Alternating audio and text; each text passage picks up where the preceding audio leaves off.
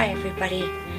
I'm just going to do a video Maya shared this morning, which I've got a clip of, but she actually had not a good shed, and also, you know, she has an RI, which I mentioned in it, which I believe she had already started with before I went and got her. So I'm going to do a video on how I treat it here at home. Of course, if she doesn't, and I don't see anything improving for her within the next 5 or so days, I will be taking her to a vet. Now, this will be her 3rd time. So far, she seems to be improving. So anyway, guys, that's what these 2 videos are. One of Maya shedding and one of me making up the mixture I use for snakes that have RIs, though none of my other guys have. But I do know this is really terrific for them if they do have one. So if any of your guys end up with an RI, I will give you some instructions on how I do it, and it's up to you whether you choose to go that way. And I'm talking if you catch it in the early stages. So but otherwise you may need to go to the vet. So I'll get started for you. So here we go. So guys, I actually have a humidifier, which, as you would know, sends out mist and creates humidity in your home if it's a bit low. And I find this absolutely fantastic over the winter when I've got heaters going and so forth in my home. But it's also great to use as a way of steaming, I guess, for your snake if they need to inhale what I'm about to do.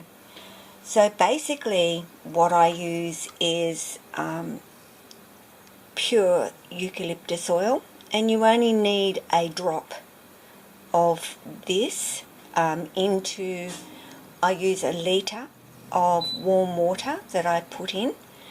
I also use a teaspoon of Vicks Vapor Rub into the water, and I also use F10, and I use about 3 mils of this. Now, I use the F10 because RIs can be viral and bacterial, so this just covers all bases and it's not going to hurt your snake at all. I use this to clean out all their enclosures. I spray it on, I leave it on, and I let it dry. I've also I have a tub which I use for this, and I use to bath them should they need to soak for a shed. And basically it's just a tub, and I also have the lid which I have put a hole in, and this hose I use, which I don't know where I got from, to connect up to the top of my machine, and that puts the mist or the, I guess, vapor, well, I don't know what it is, moisture in to the tub for Maya to breathe in. So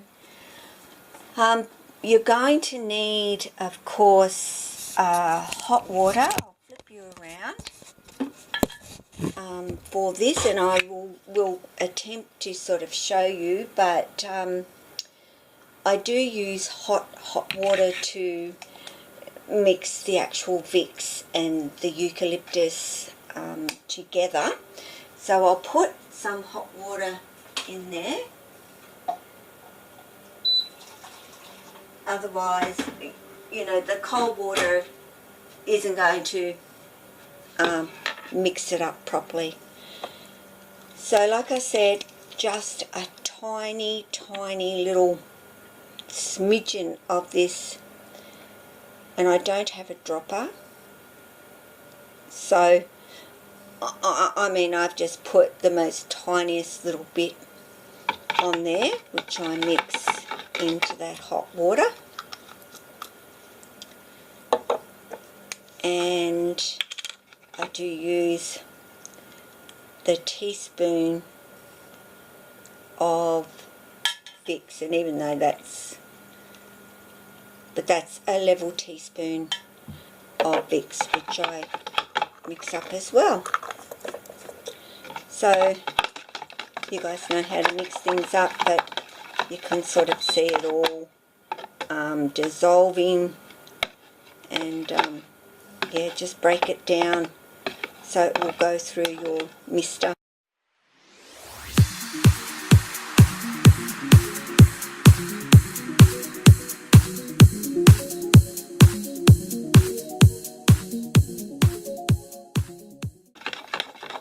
I think, you know, we put Vicks on ours and it opens up our airways and clears that mucus as well as that eucalyptus oil, so it works for us with a cough and chesty cough and so forth. Now, like I said, I use 3 mils to a litre of water. So this water is warm, it's not cold. And wrong bottle. I don't know where my other bottle is, but that's okay. I will open this one up if I can get this off. God, not easy to get off these things, I tell you. And my fingernails aren't very strong either, so shall get that off.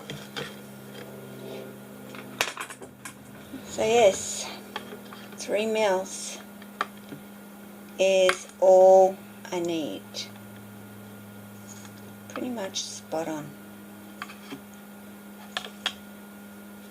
So I just put that in.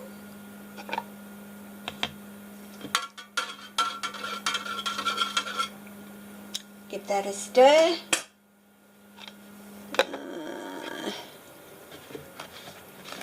Don't know why that bottle was there, but anyway. And now basically this is my demister thing, if you can see. Well, there's the front. So I pretty much tip this in. Of course I need another 500 ml to make up the litre.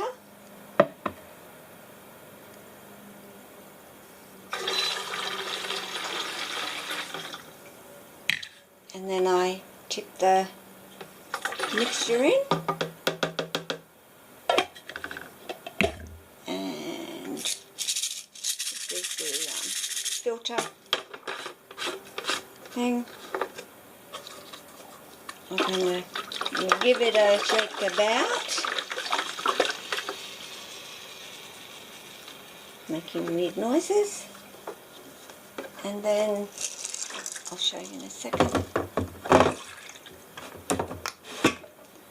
Then I'll just place it on the humidifier here. So the next bit I show you will be me getting Maya out and putting her in. I'll put some paper towels on the bottom for her to lay on.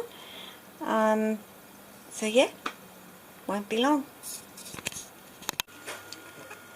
So there you go, I've got Maya out, and while she's out I'll get rid of what she's actually left in her enclosure.